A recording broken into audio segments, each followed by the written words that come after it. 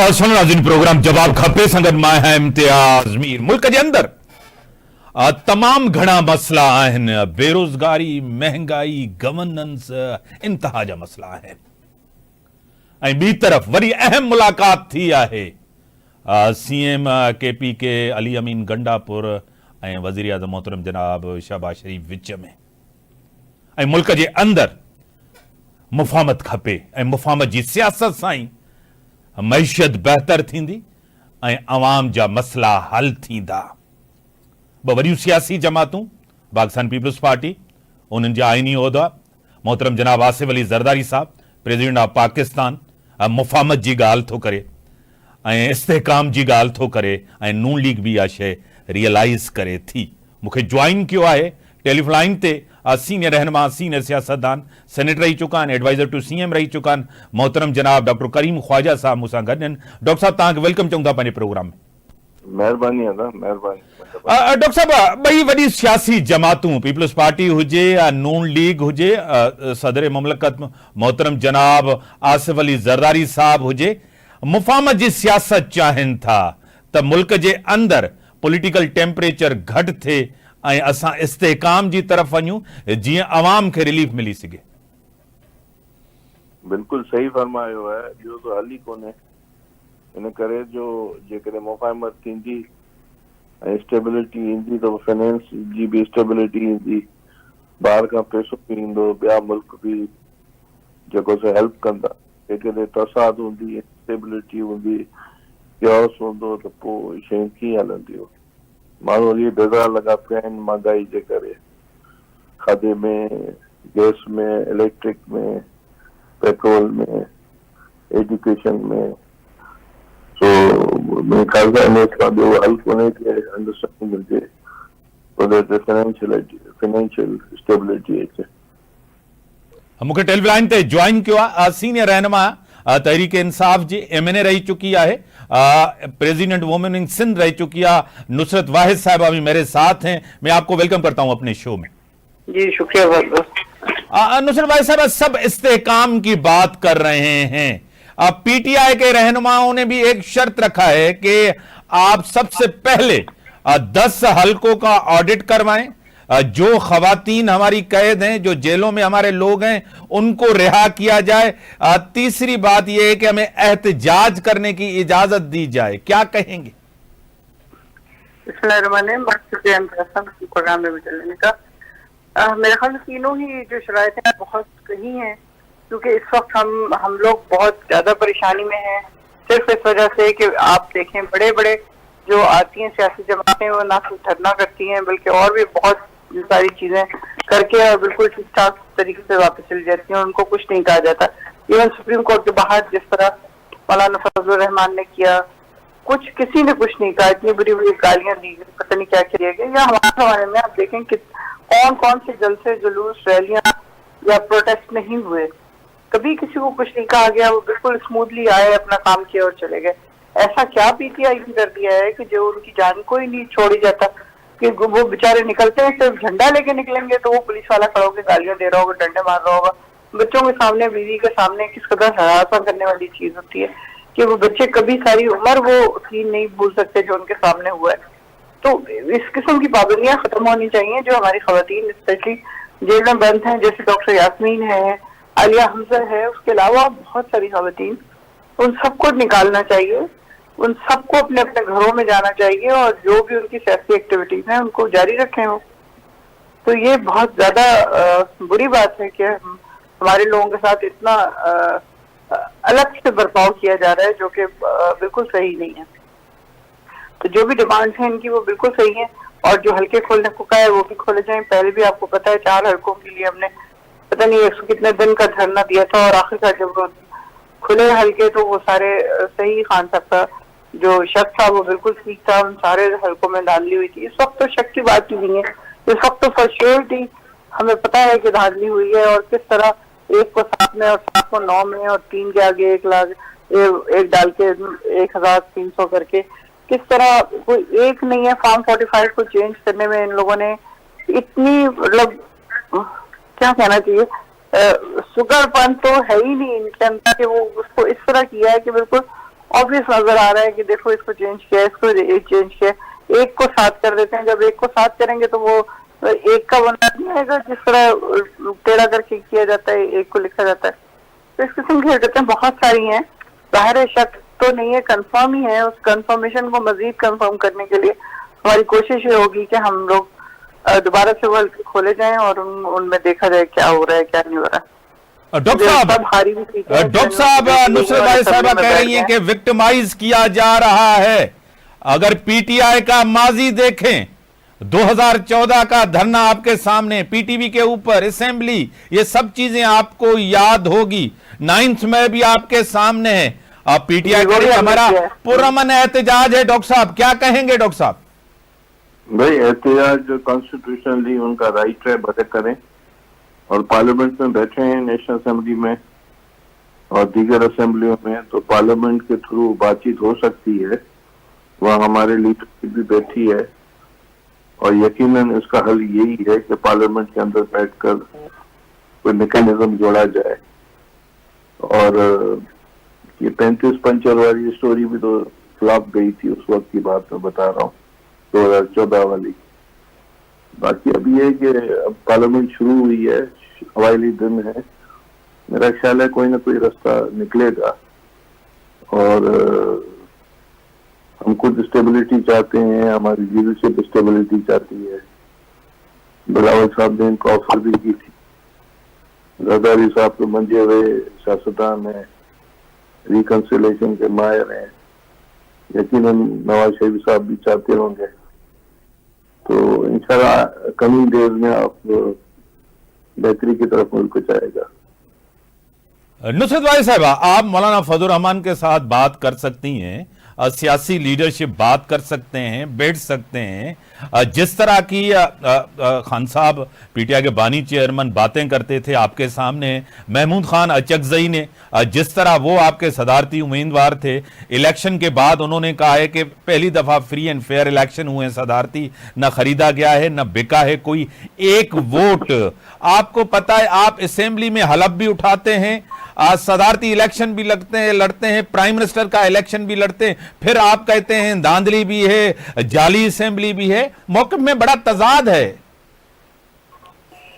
नहीं कहते हैं तो क्या मुराद है? आपको नहीं पता कि धांधली हुई है? आपको नहीं पता कि जीते हुए लोगों को हराया गया? ये कराची से देख लें कितने लोग हारे हैं और कितने लोग जीते हैं। हम असेंबली में क्यों ना बैठे? जो हमारी सीटें जो प्रॉपरली जीती गई हैं सीटें, वो लोग क्यों ना जाके बैठे हैं असेंबली में? आपको पता है 200 वोट लिए हैं खालिद मकबूल ने, और उसको कितने वोट बना के उसको जिता के वहां बिठा दिया। हमारे आलमगीर ने 1,11,000 वोट लिए, तो उसको 11,000 वोट देके 1 लाख वोट चुरा लिए। यहाँ पे खुरम से 65,000 से ज्यादा के वोट थे, उसको हरा के ये इख्तियार बेग को दे दिए। तो ये मतलब कहने की बात है? आप लोग हल्फ भी लेते हैं और फिर बातें भी करते हैं। क्यों ना हल्फ लें? क्यों ना हम असेंबली में बैठे? हमारा हक है। पहले ही हमने एक दफा असेंबली से निकल के बहुत बड़ी गलती की, अब हम दोबारा ये वाली गलती नहीं करना चाहते। लेकिन इसके साथ साथ हम फेयर इलेक्शन भी चाहते हैं। जिन लोगों ने हमारे हक छीना है वो सारा हक हमें वापस मिलना चाहिए। कराची की 17 सीटें हमें वापस मिलनी चाहिए और हमारी जो खवातीन की नॉमिनेटेड सीटें हैं वो उनको मिलनी चाहिए और अक़लियतों की सीटें जो है वो भी उनको मिलनी चाहिए। ये कोई तरीका नहीं है कह दिया जाए कि जी आप तो ये करते हैं इसलिए आप ये कर लें। क्यों कर लें जी?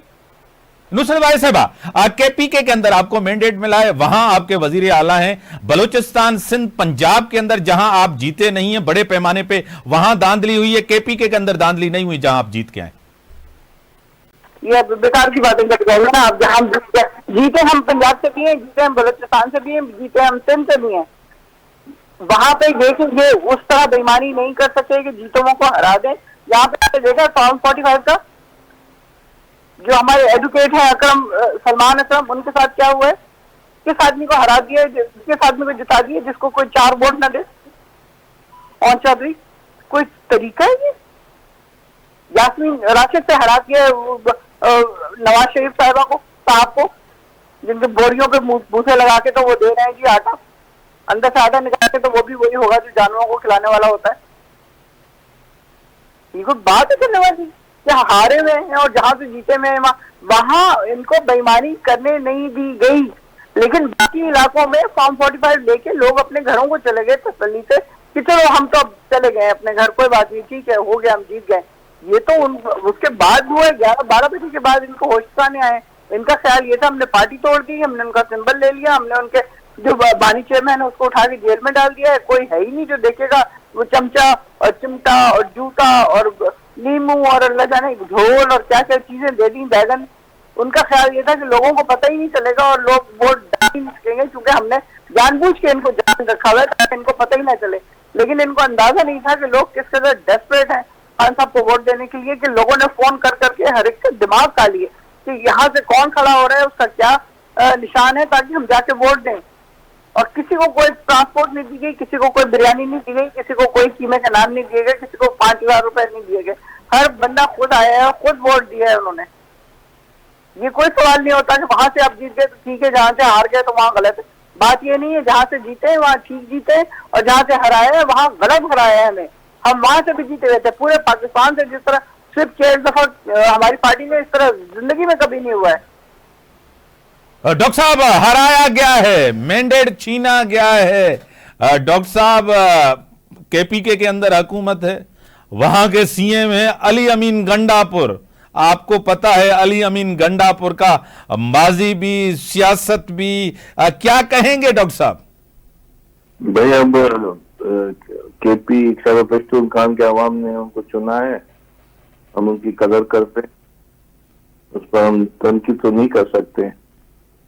जहां तक कम से कम सिंध में तो पीटीआई तो नहीं जीती है कहीं से भी, और पंजाब में उनको सीटें मिली हैं, और बलूचिस्तान में भी उन्होंने मुकाबला किया है।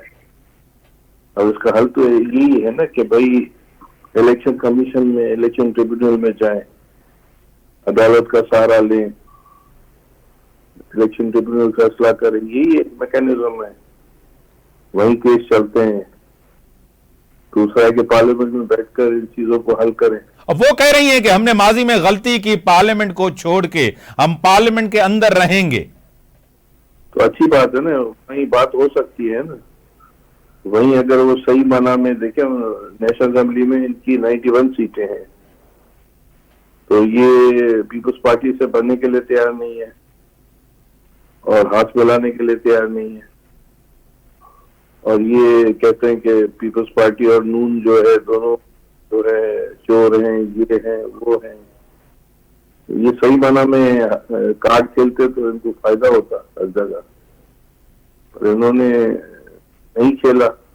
और डॉक्टर साहब, इंतशार की सियासत है, आपको पता है आपकी प्रायोरिटी जो गवर्नमेंट के अंदर है, उनकी प्रायोरिटी है कि मईशियत को सही ट्रैक पे लाया जाए, जो सबसे बड़ा चैलेंज है। क्या कहेंगे डॉक्टर साहब?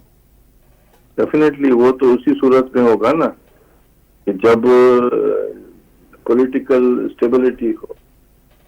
पॉलिटिकल स्टेबिलिटी नहीं होगी तो फिर तो इश्यूज होंगे ना बहुत ज्यादा। सारी दुनिया में इस तरह होता है, पाकिस्तान की बात नहीं है। हमारी कोशिश ये होगी कि स्टेबिलिटी आए और रनिंग हो, और पार्लियामेंट भी आती है, हमारी तो कोशिश यही होगी आगे। डॉक्टर साहब, आज भी नेशनल असेंबली के अंदर एक तारीखी करारदाद यानी कि मंजूर हुई है। शहीद मोहतरम जनाब जुल्फकार अली भुट्टो साहब को जो मौत की सजा थी उसको गैर कानूनी करार दे दिया गया। बड़ी अहम ये जो है ना करारदाद पाकिस्तान की एक सियासी तारीख के अंदर है, क्या कहेंगे? बहुत अच्छी बात है कि भुट्टो साहब को एक नेशनल हीरो और उनकी जो शहीद करार दिया जाए, कि उनके सुप्रीम कोर्ट ने तो मान लिया कि सही माना में केस नहीं चला, और फिर भी हम ये कहेंगे कि ये करारदाद बिल्कुल सही थी और अमल दरामद होना चाहिए।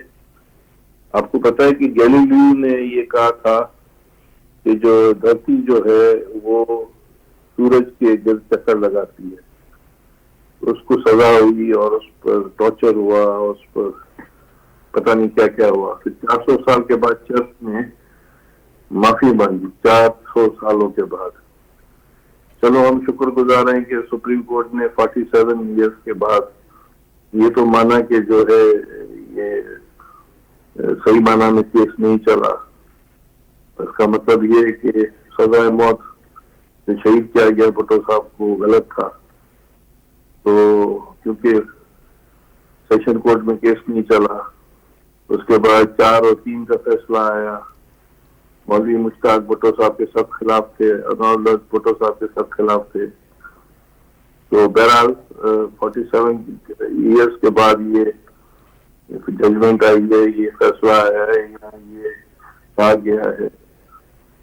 तो अब सीजर तो एक जगह है, शेक्सपियर ने लिखा है कि सीजर तो मर गया, वापस नहीं आ सकता है। तो थर्ड वर्ल्ड का जो सीजर है वो भी नहीं है, वो वापस तो नहीं आएगा। चलो कुछ ना कुछ कंपनसेशन तो हुआ। डॉक्टर साहब ब्रेक का टाइम होगा, ब्रेक जो टाइम था नुसरत साहब ब्रेक का टाइम है, ब्रेक के बाद आपकी तरफ आऊंगा। कमर्शियल ब्रेक जो टाइम था ब्रेक खंपू था।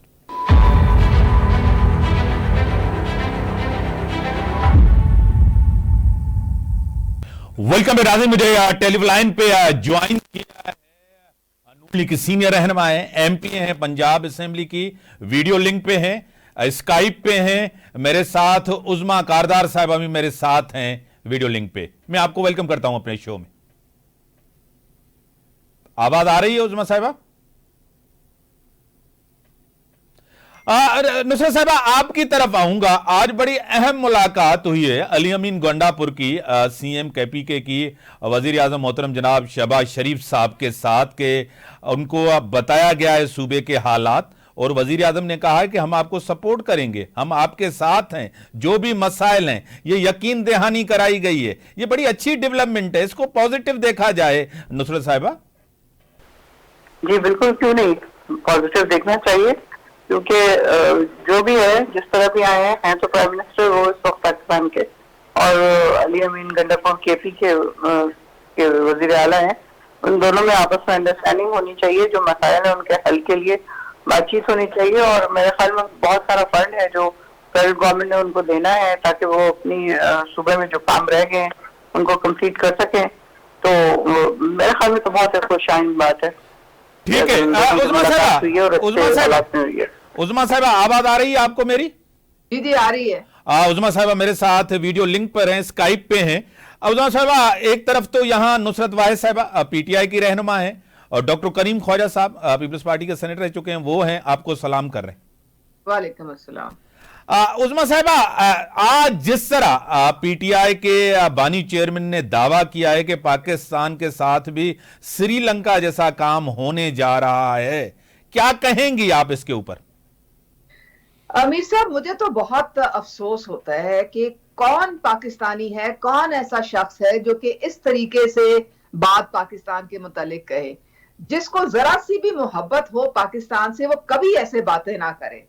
क्योंकि आप देखें कि इस तरह ये पहले भी इन्होंने यही कहना शुरू कर दिया था। ये जब इनको ये बाहर निकले हैं तो उस वक्त भी इनका यही शेवा था कि जी डिफॉल्ट कर जाएंगे, और बड़ा ये चाहते थे कि ना आईएमएफ के साथ इनका कोई मुआहदा तय हो। अभी भी ये वहां पे मैं शहबाज गिल को सुन रही थी, सारे लोगों को उकसा रहा था कि भाई आईएमएफ के दफ्तर के बाहर पहुंचो, हम वहां बाहर बैठ के प्रोटेस्ट करेंगे, हम उनको कहेंगे कि आप बिल्कुल कोई कॉन्ट्रैक्ट साइन ना करें, कोई ना आए पाकिस्तान की मदद करने के लिए। और ये चाहते ये हैं कि अगर हम नहीं तो कोई भी नहीं।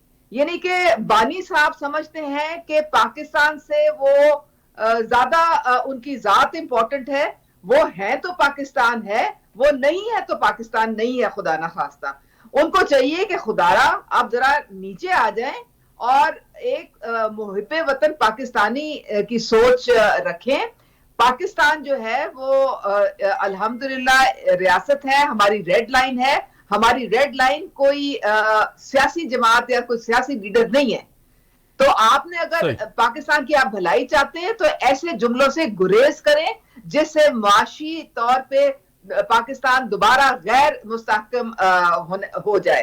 तो ये सोच सिर्फ हमारे दुश्मनों की हो सकती है, कोई पाकिस्तानी की सोच ऐसे नहीं हो सकती। डॉक्टर करीम ख्वाजा साहब, उज़मा साहिबा करेंगे पाकिस्तान दोस्त ये सोच नहीं सकता, ये कह नहीं सकता। जिस तरह बानी पीटीआई चेयरमैन ने आज कहा है कि पाकिस्तान का हाल भी ऐसा ही होने जा रहा है जैसा श्रीलंका का था और श्रीलंका का है, क्या कहेंगे डॉक्टर साहब? भाई अब ये तो उनकी अपनी राय है, मतलब उसको सोचना चाहिए कि वो एक वोट बैंक रखते हैं और पाकिस्तान के वजीर आजम रहे हैं, तो ऐसे मायूस कुन बातें न करे तो अच्छी बात। बाकी मालिक है कर सकते, उसको रोक तो नहीं सकते। नुसरत भाई साहबा, ये मुल्क दुश्मनी है, उज़मा साहबा कह रही हैं। जी जी जी, वो सबसे ज्यादा हम तो वही हैं जो मुल्क को लूट के खा गए। मुल्क दुश्मनी है, श्रीलंका कह देना और बना देना, lot of difference between them कि कौन कह रहा है और कौन बना चुका है। तो इसके बारे में थोड़ा सा उनको सोच लेना चाहिए। जिस पार्टी से उठ के वो बाइज्जत तरीके से रहती थी, जहाँ पे वहां से उठ के उस पार्टी में गई है जहाँ पे हाथ झटक दिया जाता है, तो पीछे धक्का दे दिया जाता है, उनको इग्नोर किया जाता है, उस पार्टी के लिए वो तारीफें करती रहेंगी और वो उनको जूते की नोक पे रखेंगे। तो ऐसे लोगों की ना कोई अपनी इज्जत होती है ना किसी और की इज्जत होती है। इस मुल्क को जहाँ पे पहुंचाया है वो इन्हीं पार्टीज ने पहुंचाया है, और इंशाल्लाह वो दिन दूर नहीं जब खान साहब बाहर निकलेंगे और वो मुल्क बागडोर संभालेंगे, और इंशाल्लाह जो मैंडेट है पीटीआई का वो उसको वापस मिलेगा, और फिर देखेंगे ये सारे कहाँ जाके बैठते हैं।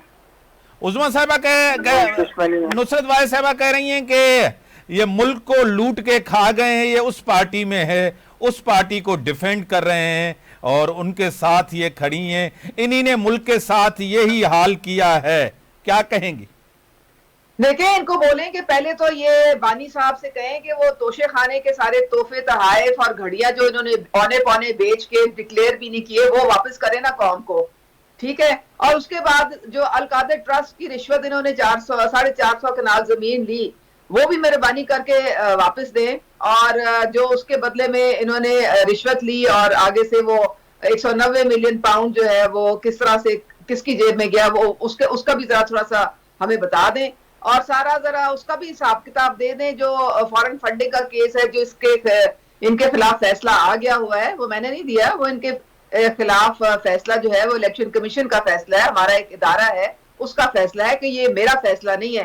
तो पहले ये जवाब दे दें जो इस तरह की सारे इन्होंने अपने दौर में जो फरा गोगी और गुजर और जो इनकी अपनी मोहतरमा जो मुर्शिद साहिबा है, जो इन्होंने अरबा रुपए मनी लॉन्डर करके बुजदार की थ्रू इन्होंने बाहर भेजे, और अब खुद भी भगौड़ी हो गई हैं, खुद भी भाग गई हैं, वो खुद भी बाहर बैठी है ना। तो पहले उन सारी बातों का जवाब दे, फिर किसी और से पूछें। मियां मोहम्मद नवाज शरीफ, मरियम नवाज साहिबा और बाकी जितने भी हमारे पार्टी के जो लीडर्स हैं, उनको बाइज्जत तौर पे अदालतों ने बरी किया है। अगर आपके पास एक भी उनके खिलाफ कोई सबूत होता तो आपके पास 4 साल पड़े थे, आपको चाहिए था कि उनको सजा दिलवा देते, और आपने तो उनको डेथ सेल में और कैद में सारी ऑपोजिशन को रखा हुआ था।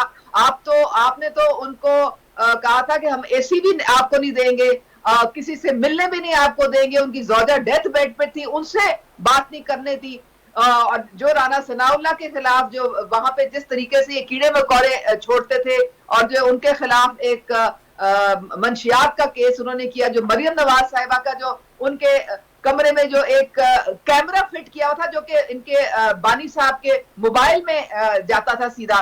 तो पहले इन चीजों का हिसाब दें, तैयबा गुल का हिसाब दें, जिसको उन्होंने वो अपना अगवा करके तो फिर किस तरह से नैब के चेयरमैन को ब्लैकमेल किया।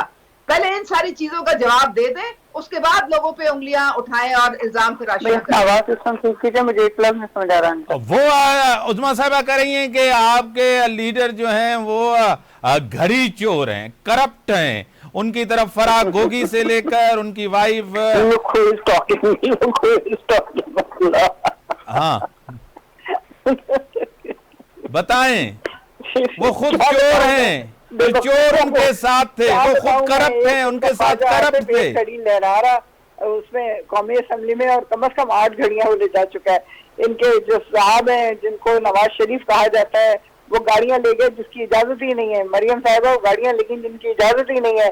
जरदारी साहब के पास गाड़ियां हैं जिनकी इजाजत ही नहीं है। ये खामखा की बातें, घड़ी चोर। और फरा गोगी ने ना कभी कोई सरकारी ओहदा संभाला, ना कभी वो सरकारी ओहदे पे रही, ना उसका कोई इस तरह का कोई ताल्लुक है। वो जितनी उसकी जायदाद है वो सारी की सारी वो टैक्स पे करती रही है उसके ऊपर। ये लोग इतनी ज्यादा बातें करने के बावजूद उसके ऊपर कोई अभी तक इल्जाम इस तरह का नहीं लगा सके, क्योंकि वो उसका कोई ताल्लुक नहीं था इन तमाम चीजों से। खामखा क्योंकि वो बीवी की दोस्त है इसलिए उसके बारे में बात की जाए। और डॉक्टर साहब ये कह रही हैं कि सबके पास गाड़ियां हैं, सबके पास चीजें हैं, क्या वो करेंगे आदमी डॉक्टर तो साहब? इसलिए फंसा हुआ है कि वो ईमानदार था, उसने घड़ी बेची, उसने सबको बता दिया पहले 20% देते थे, मैं 50% पे ले रहा हूँ, तो बस यही उसकी सजा है।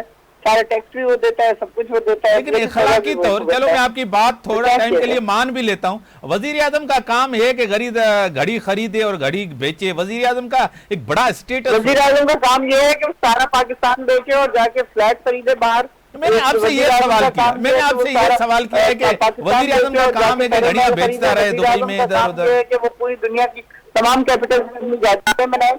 वजीर आजम वो बेच के वो उसने किसी काम में लगाया होगा, उसने या कॉलेज में लगाया होगा या उसने शौक खान में लगाया होगा। अपनी जात के ऊपर उनको खर्च करने की कोई जरूरत ही नहीं है। वो उनको खुद से कितना मिल जाता है, कितने अरबों रुपए उन्होंने फंड जनरेट किया, अगर उसमें से वो कमा के खाना चाहते तो कब का खा चुके होते। लेकिन वो इस तरह का आदमी नहीं है, वो तो 1 रुपया उसमें से फंड में से लेने के रवादार नहीं है कि वो अगर कैदी को देना है पैसे तो भी वो कहेंगे कि तुम अपने दोस्त है कि तुम दे दो उसको, उसमें से मत निकालना, वो तो फंड के हैं, वो तो शौकत खानम के हैं।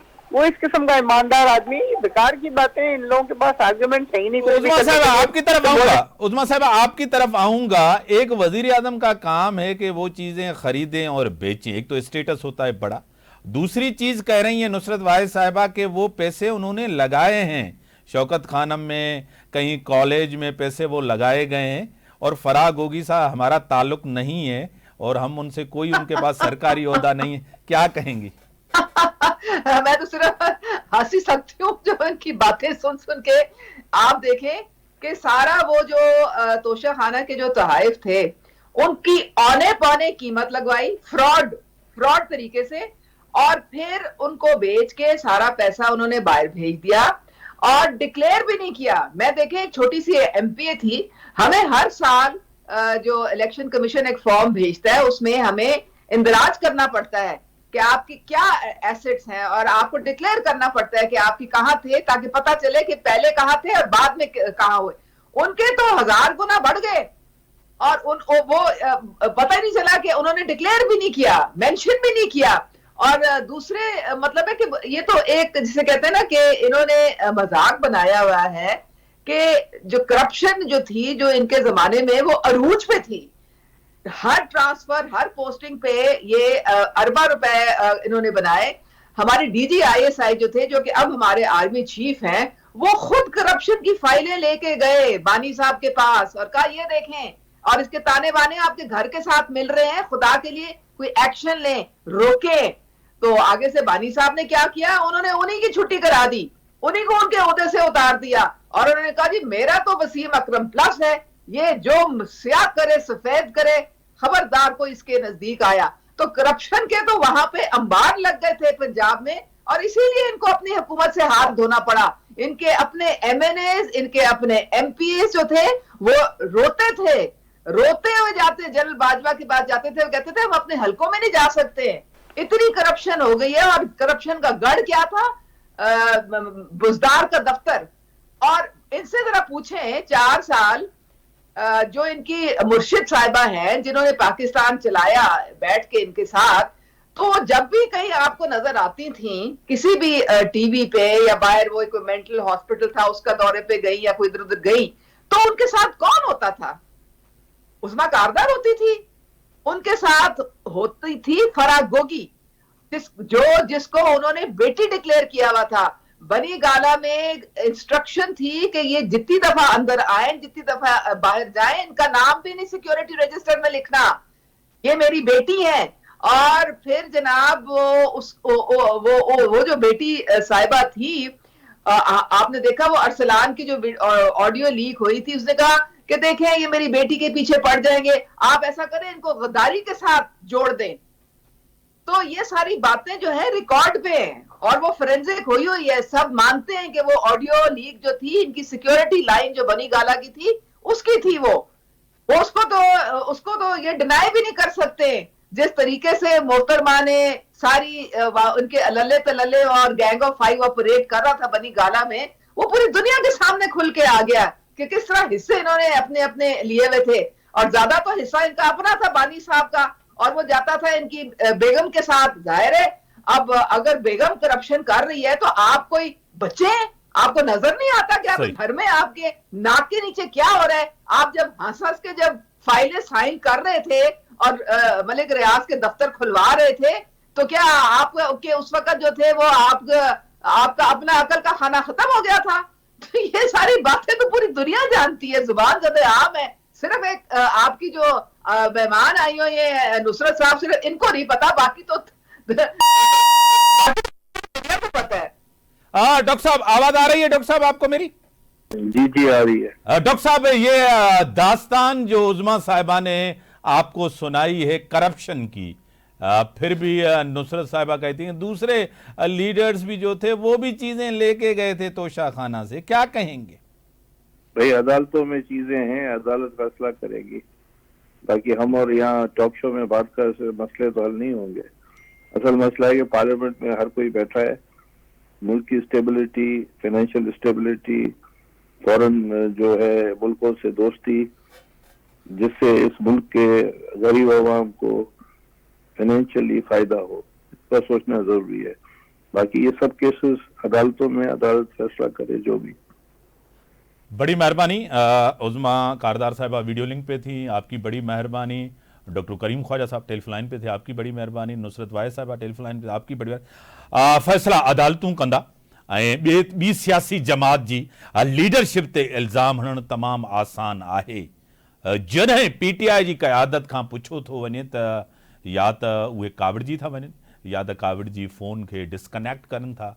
ॿी लीडरशिप ते जेकॾहिं इल्ज़ाम लॻंदा त उहे बि ज़रूरु जवाबु ॾींदा। मुल्क जे अंदरि इस्तेकाम जी ज़रूरत आहे। अली अमीन गंडापुर CM KP के वज़ीर मोहतरम शहबाज शरीफ साहब जी अॼु मुलाक़ात थी आहे, अहम पॉज़िटिव आहे त मुल्क जे अंदरि इस्तेकाम हुजे, सियासी जमातूं ज़रूरु सियासत करनि आइनी दायरे में, जमहूरी दायरे में रही करे। इन सां गॾु इजाज़त, अल्लाह हाफ़िज़।